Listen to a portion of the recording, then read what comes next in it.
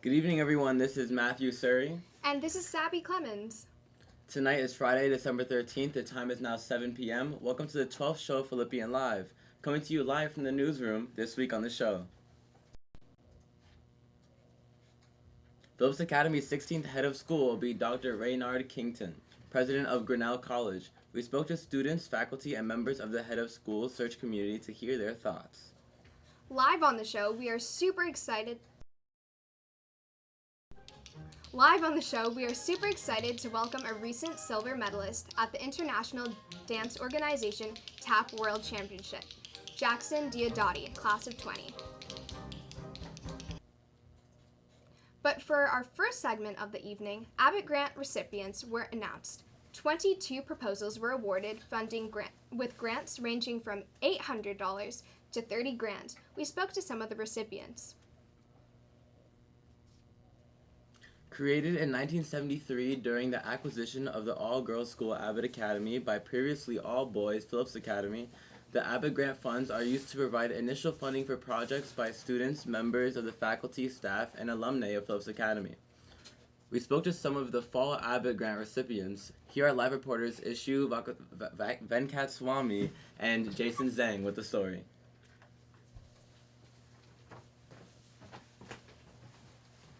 Thanks, Matt. Like you said, different Abbott grants were allotted varying amounts of money, but these grants are being used for an even wider variety of projects. One of the awarded Abbott grants, exploring Black and Latinx intersectionality, will fund a trip for a group of students to spend non-Civi weekend in New Orleans. There, they will be visiting different sites, including the famous Whitney Plantation and French Quarters. One of the student organizers, Areba Edu, class of 20, hopes that with the Abbott Grant's $9,900, students will be able to find new intersections between their Latinx and Black identities in New Orleans.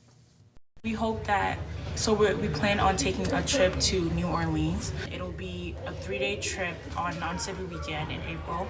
And we're gonna go down there and we're basically just gonna tour the city, visit a couple plantations, a couple museums, try and incorporate ourselves in the city's culture.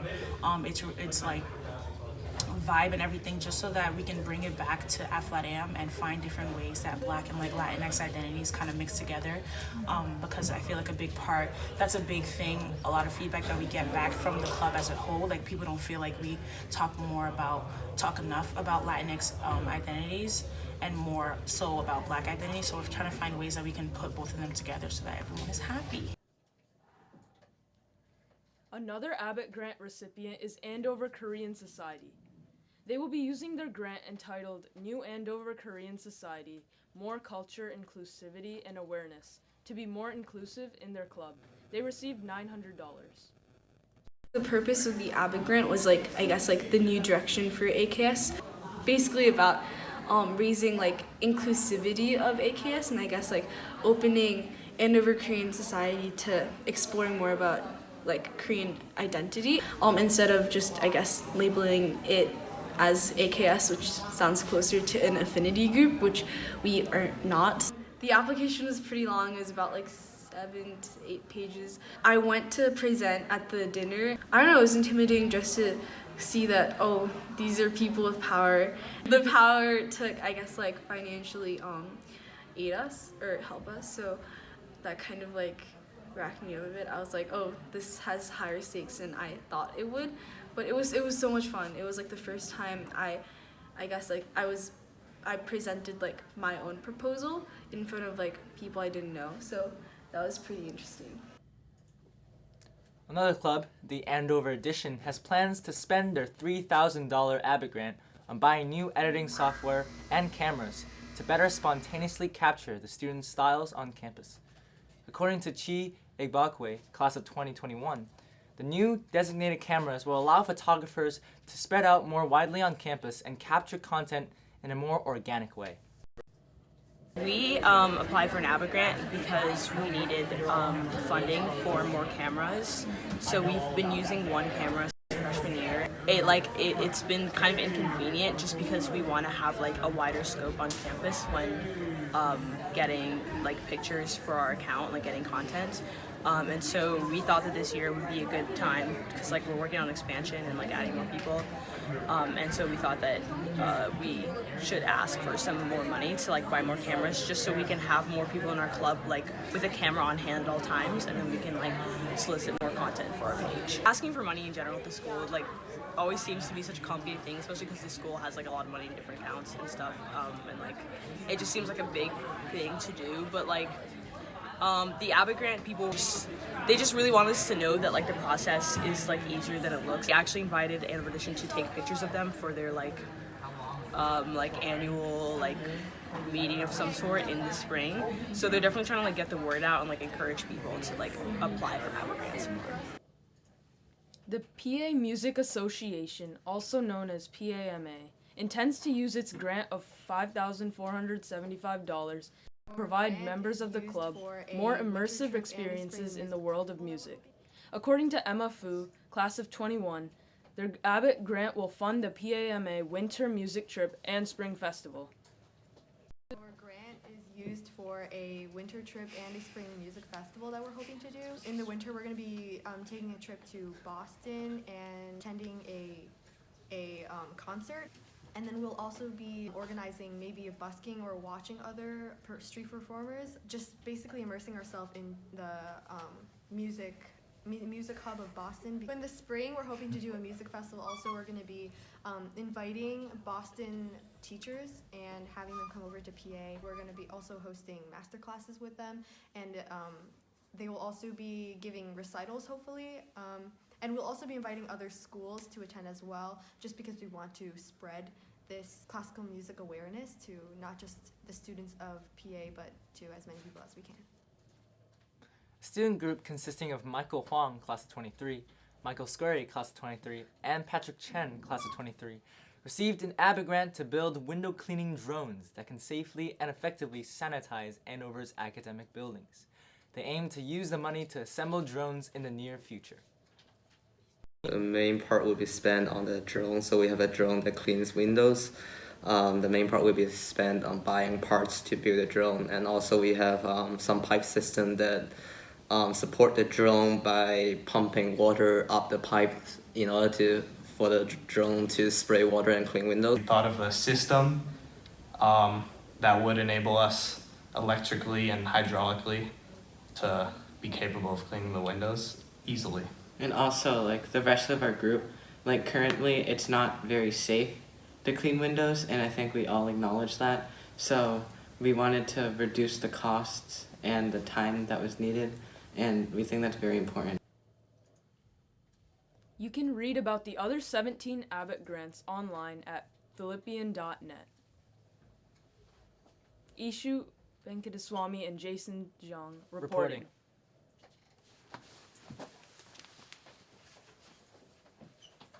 Thank you, Ishu and Jason. Phillips Academy's 16th head of school will be Dr. Raynard S. Kington, president of Grinnell College. After several months of extensive searching, the Board of Trustees made the official announcement last Thursday.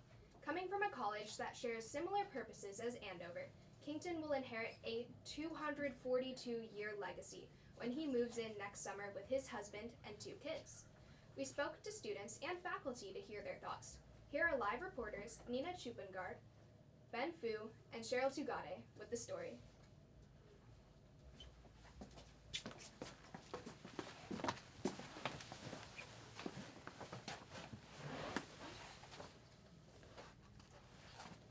Thank you. Andover's Head of School Search launched in May 2019. The 13 members of the Head of School Search Committee's selection process was lengthy and deliberate, according to Amy Falls, class of 82, chair of the search committee. We ran an extensive global search. In the end, all 13... We spent the first part of the process meeting with various constituents, trying to get a common vision of what people felt the school needed. So there was a lot of time spent listening and thinking about what the school wanted in its next leader. We then crafted a very detailed job description, which was posted on the internet and circulated to a wide variety of educational leaders. We also had a web email address for people in the community to make recommendations. And we had over 80 nominations from members of the Andover community of people that were viewed as wonderful candidates or potential candidates.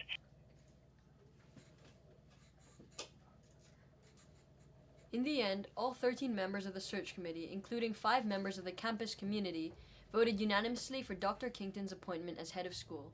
Falls weighs in on how the committee reached their decision.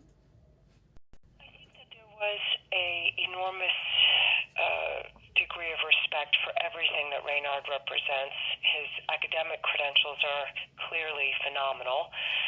We also, I think, felt that it was a good time to have a background in wellness and health. And I think, importantly, beyond the credentials, Reynard's power as a human being was just very evident. As the first person of color and openly gay head of school, many students are eager to know what changes and insight Dr. Kington will bring to campus. Dr. Kington has also had a wide range of professional experience, from recently serving as the president of Grinnell College to working at the National Institute of Health. The students weigh in on what they hope Dr. Kington will bring to Andover.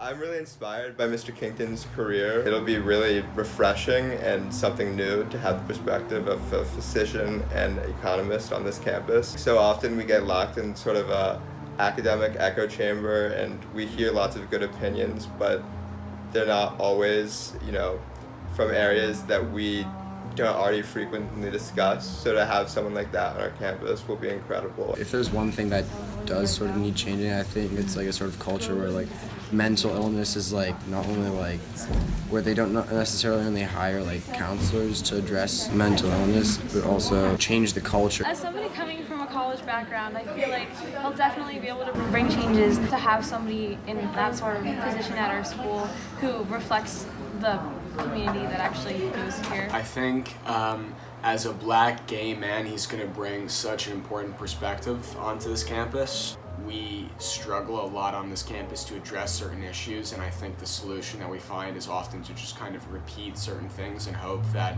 the student body internalizes that. And as a student on this campus, I can say for sure that that internalization does not always take place, and that there are people that have very deep-seated, I'm willing to say incorrect beliefs that they just kind of maneuver with, and they use more subtly in response to the way that the administration teaches it, as opposed to really internalizing it and learning something. And I'm excited for him to be a presence on this campus, especially as a figure of authority. And I really want to see what a new head of school will be like, because during my time here, I've only had Mr. Palfrey as the head of school, and I'm sure many people have also only had Mr. Palfrey, but I kind of want to see what he can bring with his new experiences. Well, something I liked, especially with Mr. Palfrey before, he connected really well with the students, and he was also a great leader.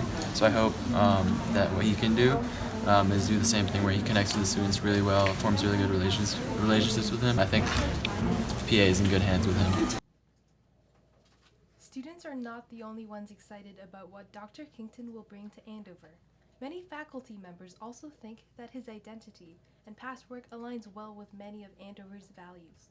Faculty members weigh in. I know sort of from what I've heard or read about him that he's just really interested in various thoughts and ideas. I think that if he just aids to a sort of culture of intellectual curiosity, that would be a benefit in itself. So within the classroom and then outside of the classroom, thoughts, ideas, questions, cultivating them and making Andover kind of a place where those conversations and those discussions happen.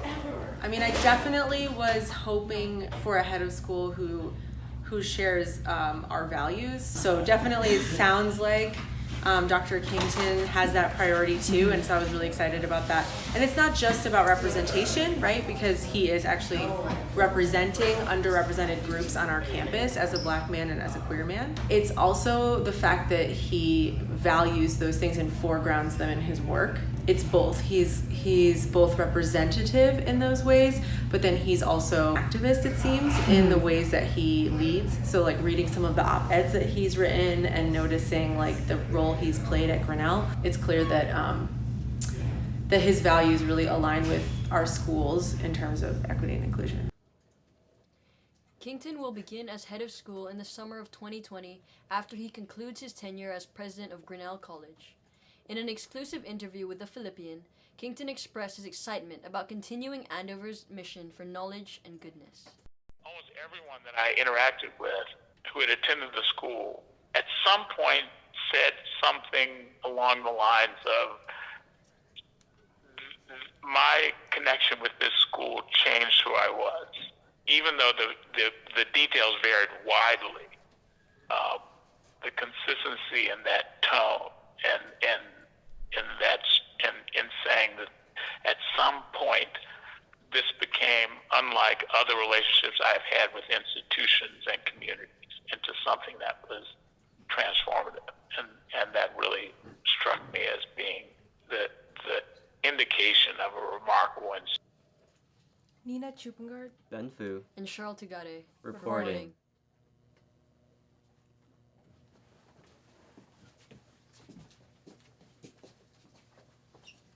Thank you, Nina, Ben, and Cheryl.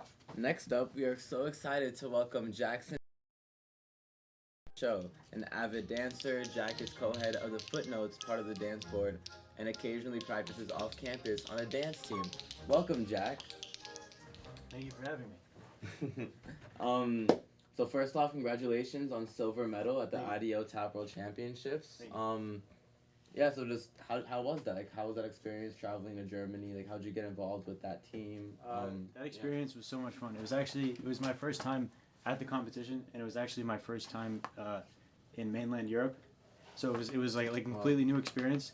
I was also there without my parents, which was cool. I had a roommate who was from LA. He was also 25. Yeah, and I got involved with the team because the studio that I used to be a part of before I came to Andover sends a lot of people to the Tap World Championships. And then they were going to send a team, but then somebody got injured.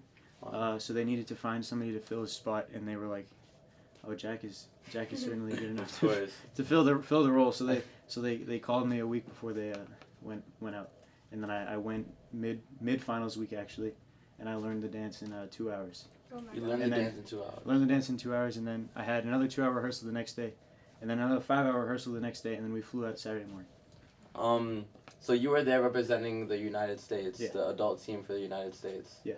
And how stressful was that carrying the country on your back? That was really stressful, especially because it was my first time, like I said, but it was also like there isn't much. So the stage itself, there isn't much time to practice on it. So when so there were 3 rounds, and when I went up for the first round, it was my 3rd time on the stage, and my 2nd time tapping on the stage, and it's also one of the slipperiest floors I've ever been on.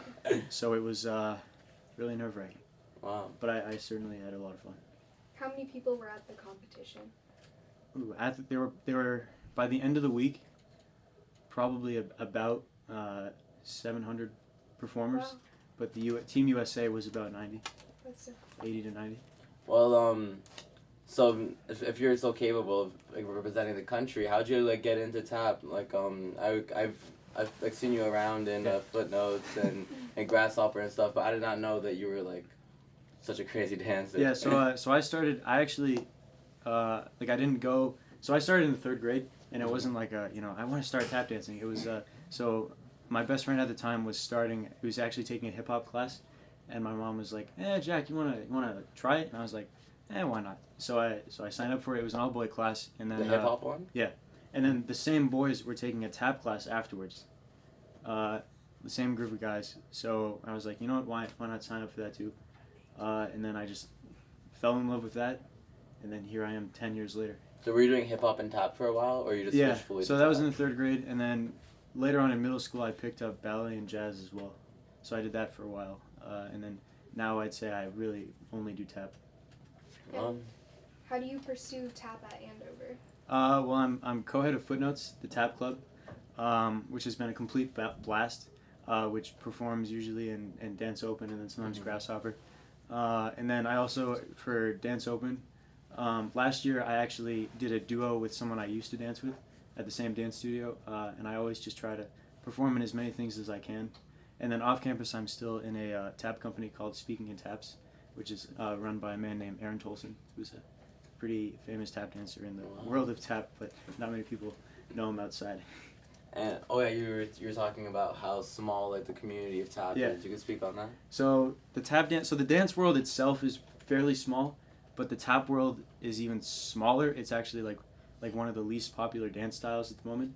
It used to be one of the most popular in the United States, but now it's one of the least popular. And it's so small, in fact, that there's a Facebook group called Tap Dance Community with 6,000 members. And where do you see tap like continuing in your future? Like, do you want to go to like a tap school, like be a professional tap dancer? Well, there isn't really such thing as a tap school, but you can certainly there's places where you can go and take classes, and then that sometimes there's opportunities that come up where certain performances need a couple or maybe just one tap dancer. Just like this IDO one. Yeah, well that's like a competition. Mm-hmm. You can't really make any money off of that. But so my roommate, when I was in Germany, he did a deal with Gucci where they were looking for 2 tap dancers, and he actually just they flew him out to New York because he was living in LA, and him and this other guy just tap danced in dress shoes, but he got to just have that experience. Wow. And make a little bit of money having fun just tap dancing. That's exciting. So we heard that you brought a tap board to show off some moves. Yeah, I did. Let's get to it. Let's see what you got. Okay. Let me help you out with this.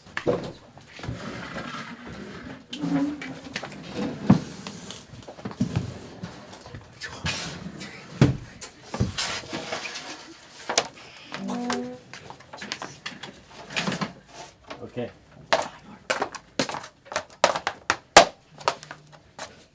All right. Ready? Of course.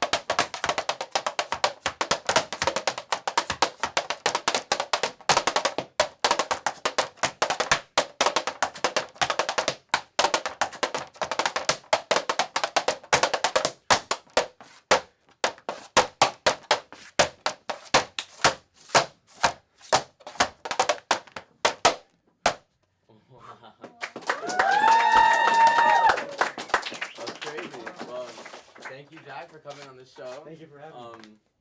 That was some crazy dancing. I can't believe you can move your feet like that. I could barely even walk myself. So. Thank you. Well, thank you for being on the show.